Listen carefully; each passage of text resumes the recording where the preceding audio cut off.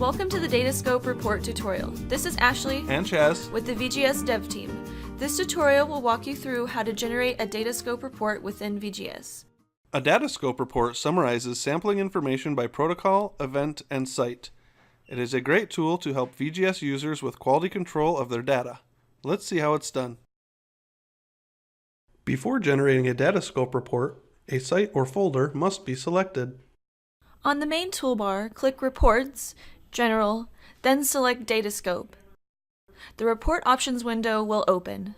There is an option to include sites with no data if you choose to. If you always want to include sites with no data when you generate the report, you can save as default to keep this option. To generate the report, select Run Report. The Report Preview window will open. The Datascope report is organized by database hierarchical structure. The folder path is listed in a heading, and the site names are listed in bold under the heading. Under the site, the report lists the date for each event, the protocol, the number of transects for each protocol, and the sample range for each transect. The Report Preview window contains two toolbars, the Menu toolbar and the Button toolbar. On the Button toolbar, you can search for information within the report by case-sensitive or whole words only.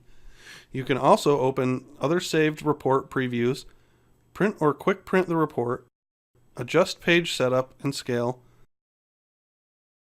zoom in and out of the page, adjust how you view multiple pages, adjust the background color, add a watermark,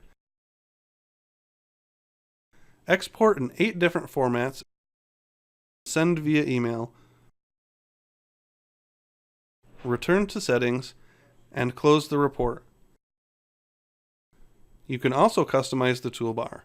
All of these options can also be found under the File, View, and Background menus above the Button toolbar. Thank you for watching this tutorial. We hope you have learned something new and helpful. Until next time.